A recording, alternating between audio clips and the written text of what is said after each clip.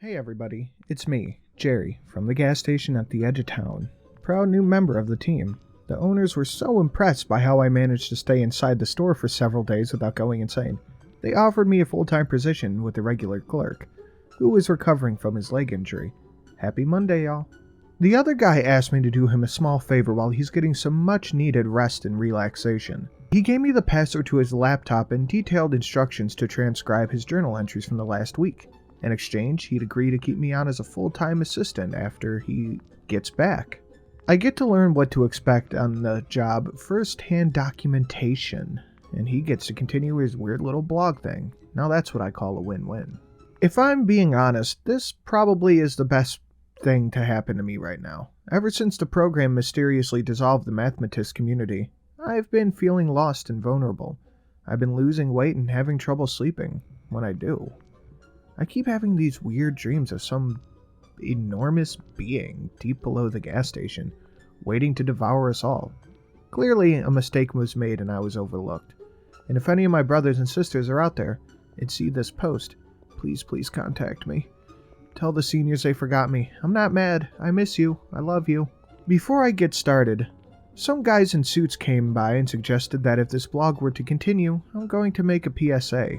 If there is anybody alive that still read the story about Halloween, don't wait for symptoms to start. Please go to the nearest emergency room or call the Center for Disease Control. Tell them you are experiencing the effects of Rommel's syndrome. Anyway, back to the journals. I'm going to do my best because this guy's handwriting is awful, but here are the parts I could read. 7:00 p.m. The man in the trench coat was standing out back when I went to take the garbage out tonight. I don't know why the man in the trench coat keeps visiting my store, or why I've never gotten a good look at him. He was standing at the tree line just beyond the dumpsters, staring as he ever did.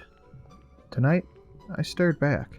The hinge of his jaw began halfway up his face, where his nose would have been. His tiny milky white eyes were beads behind the oily black hairline that hugged straight down in bangs and all the way to his cheek jowl.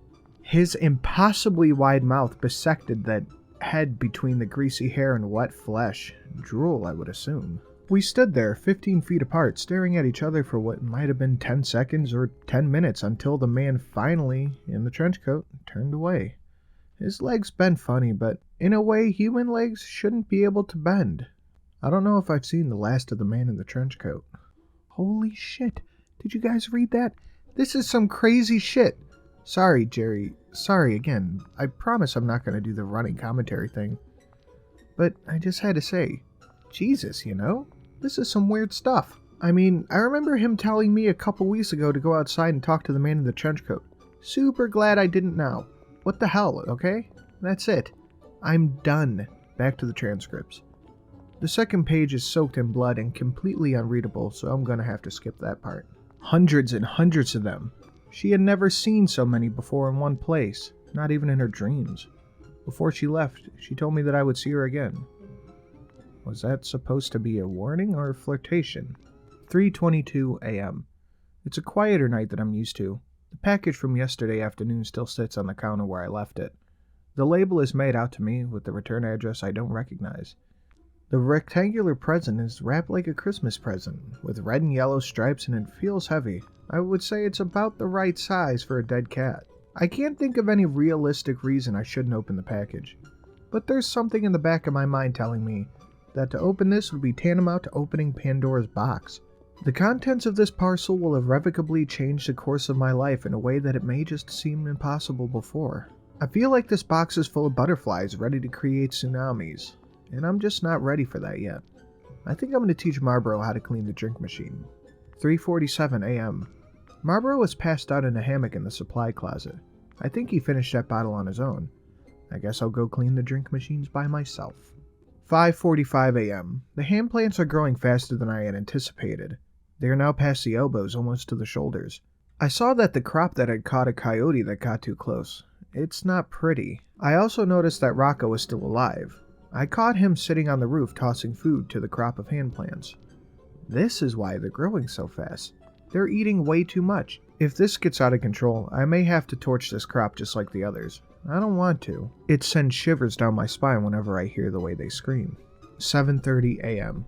Carlos came in for his morning shift looking pretty terrible. He filled up on coffee and told me that he hadn't been sleeping too well. The bad dreams he had been having had been keeping him from getting a restful night. He asked about the gift wrap package sitting on the counter. I told him it came in the post yesterday, that I didn't know who it came from. He asked if I was going to open it. I told him I had a bad feeling pretty much every time I decided to try to open it, which is why I decided never to open it. 10 a.m. I decided to open the package. Without any fanfare or drumroll, I'll just tell you what I found was inside a new laptop computer. I've never owned my own laptop before. The only computer that had ever belonged to me was a crappy little Tandy 1000 that I put together as a kid. I've always used the library computer lab or the browser on my phone to access the internet. This could be a game changer. The box also contains a signal repeater and some other gizmos. I know this is crazy, but I think I might actually be able to gain access in the internet from the gas station now. There was a handwritten note at the bottom of the package. Hello, I left a comment on your page. There's something I want to tell you. I enjoy reading the stories you're writing, but I think if you actually sit down and take some time, you get a lot more upvotes. It's very good. I'm not saying it's bad, but right now it seems like there's a bunch of half stories thrown together. I think you'd do great if you actually write a story at a time. I bet you could really get a lot of upvotes and attention. It gets confusing right now. Maybe start with when you got there and work your way up to now. I bet that would be super awesome. I'm so fascinated, but a little muddled. I can tell you have a talent for writing, but I just thought maybe I'd offer a suggestion to help. Please don't take offense, it's just something I was thinking. Hope all is going well for you. Great, another one of my readers tracked me down. I'm gonna have to figure out how people keep finding me and put a stop to this. Thank you, whoever you are. For the laptop, I'm definitely keeping it. 10:15 a.m. I turn on the Wi-Fi card and notice that for some reason there are dozens of secured network around the gas stations, most of which have 4 or 5 barbs. Most of the names of the transmissions are pure gobbledygook that look like this one. 1E7G7C7TA11GUI 32233143. Who the hell's transmitting Wi-Fi out here? 11 a.m. A man came into the store to buy a gas can a couple hours ago. I didn't think much of it at the time, but then he came back asking if we could help him with something down the road. I never got his name, but he was a big guy, tan, thick beard. He was having car problems. I told him I wasn't a car guy, but he insisted that he didn't need a car guy, he just needed someone else to see what he was seeing. Marlboro agreed to come watch the counter while Carlos and I followed the bearded man down the hill around the curve to the spot close to where Carlos saw the thing in the woods. He didn't remember what happened that night. After we got everything sorted out with Spencer, things started to get back to normal. I asked Carlos what he saw in the woods, and that sent him running in a careless panic. But he just shook his head and said he didn't know. The mind is a funny thing. Memories aren't the most reliable. I realized that I'm not the only person from the gas station with the try-to-forget list of stories. The man's car was parked on the side of the road, close to the same spot where Kiefer's SUV broke down. So my car started acting funny, the guy said as we neared his vehicle. I began to wonder why we had walked this whole way, when our own vehicle would be quite useful in case of a dead battery or a random bear attack. The guy kept going. I pulled over to the side of the road when all my electrical started going haywire. I killed the engine when I tried to turn it over. Again, nada. I could see at this point that the hood was open. The man was driving a big black SUV similar to the one Kiefer owned, but newer and shinier. I don't see what's so weird about that. You need us to call a tow, or... The man cut Carlos off.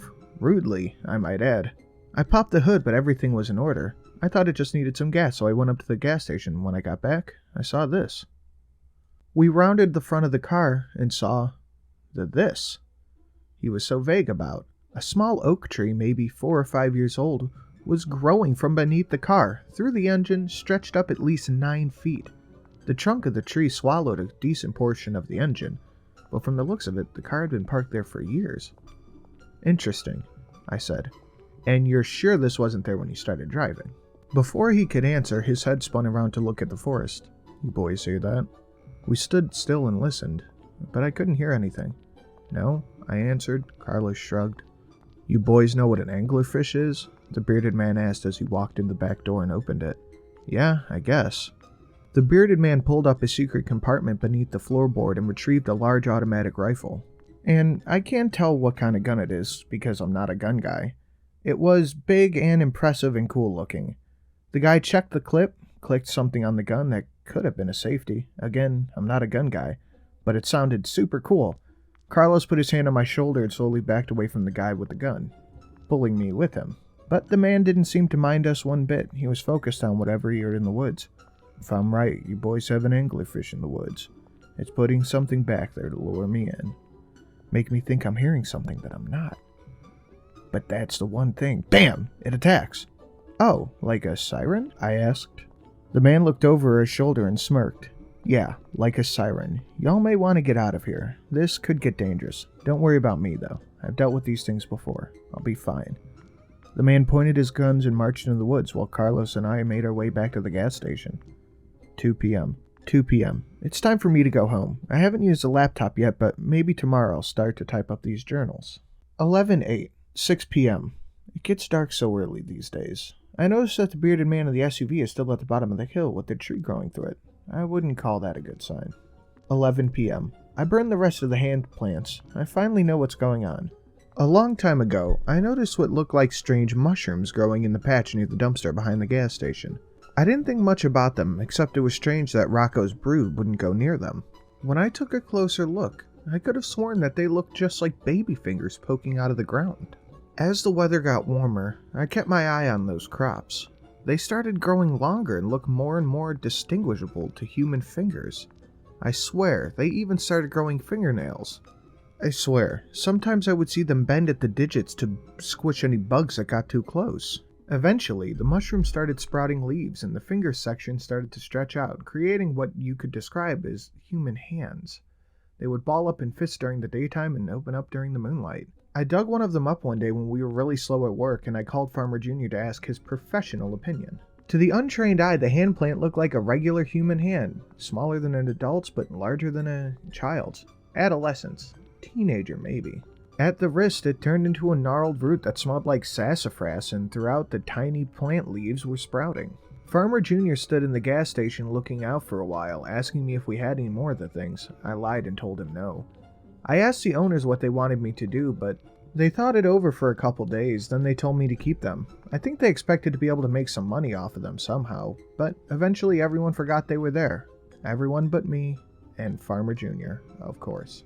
I was thinking about the bearded man when I first heard the sound of a baby crying somewhere outside. I was alone in the store and my first instinct was not the heroic one that most people may have had, to run outside and see where the poor baby was. My first instinct was more callous and rational, and in the form of a question.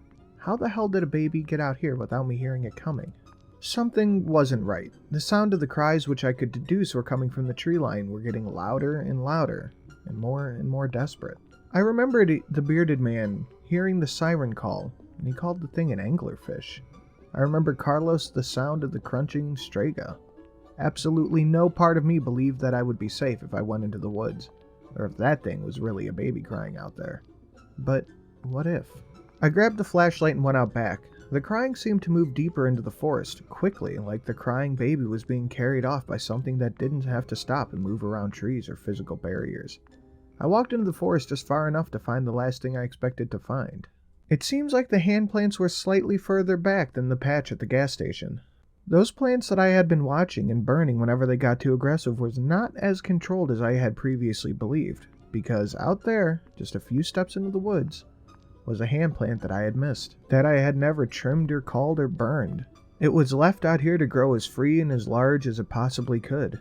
Out here was a hand plant that had grown so large it had fallen over. It had grown past the shoulders, it had grown its own head, torso, crotch, and legs. Out there was a full human body covered in tiny leaves, huddled on the ground attached to the soil by thick talons of brown roots. The weirdest part of all, the body was one I recognized. The body, the fully grown hand plant, was Kiefer. I don't know what possessed me to touch him. Maybe I just wanted to make sure he was real, as if touching him would prove that one way or the other. When I did, his eyes opened up and he cracked a smile.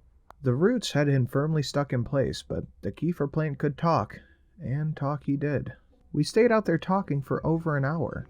I won't go into everything the Kiefer plant said, but I will say this. There is something under the gas station, something big and powerful, something plotting. And I've been working for years in the clouds of this dark god's farts. I felt extra terrible setting the fully developed kefir plant on fire after I burned the rest of the hand plants, but honestly, what choice did I have? When I got back to the gas station, Spencer was waiting for me. He knew I knew, and I knew that he knew that I knew that I was halfway expecting what comes next. Not expecting him to enjoy himself quite so much.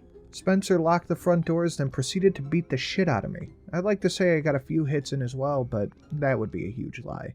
I don't think I laid a single finger on him, although I did mess his knuckles up pretty good with my face, so I have that going for me. Spencer dragged me across the gas station to the hallway, past the bathroom doors, past the walk-in cooler, to the big strange door that I had noticed a couple of weeks ago. If it were possible for me to pass out, I'm sure I'd be unconscious right now. "Why are you doing this?" I asked as he banged the door 3 times. There was a sound from the other side, then Spencer yelled, "Open up, it's me." The door cracked open and Spencer dragged me into the room I had never seen before. It looked like an old office. There was a desk next to a wall of monitors with security feeds from all over the store and the perimeter. Security feeds from cameras that I never knew existed. In the middle of the room there was a large hole that looked like it had been created with a team of jackhammerers. "It's time for you to meet my boss," Spencer said as he dragged me to the edge of the hole. "Kefir," I said. Spencer let out a hearty laugh. "No, not Kefir. My boss put Kefir out there and hired me to watch him. My boss is bigger than some idiot politician." I half expected Spencer to go into some cliche movie villain exposition rant, but instead he just sparted me right into this hole. I think my leg is broken. At least, I assume that's what the bone poking out means. But hey, I'm no doctor. I would be really worried right now if it weren't for the fact that I stole Spencer's phone in the scuffle. Just as I expected, Spencer had the same network as Kefir, which means he somehow has service. I put in a call to Tom's direct number, so I'm sure he'll be along shortly. Until he gets here, I'm just passing the time updating my journals. Someone just dropped a laptop in the hole with me. Maybe it was Spencer? Maybe he thinks I'm dead. Maybe I am. Again, I'm not a doctor. Whoever it was, I think I might have heard the sound of boot spurs clinking against the tile as he walked away. I guess I'll boot this thing up and start transcribing my journal before it's too late. Okay, so this is the last of his journals. You're probably wondering to yourself, where was Jerry while Spencer was beating the crap out of poor old Jack? Well, I had gone to town to see a movie. Yes, I went and watched Thor Ragnarok. If you haven't seen it, go see it. It was awesome. I guess I'm lucky I went when I did. Otherwise, the Spencer guy might have tossed me into the hole as well. I was the one that found Jack. When I came back to the gas station, I couldn't find anyone anywhere, so I went searching until I noticed the door at the edge of the hall slightly cracked open. I also found a really poorly made bomb behind the register. It didn't take long to disassemble, though. You can thank the mandatory bomb building classes at the Mathematist program for that. No big deal, just me being my typical heroic self. I asked Carlos to help me haul Jack out of the hole, and then Carlos moved him to an undisclosed location for a few days while his leg mends. When he gets back, I'll let him have his laptop to continue his little blog thing. Until then, it's just me, Carlos, and the raccoons. How does Jack usually end these things? Oh yeah, to be continued. Edit. I just caught myself digging.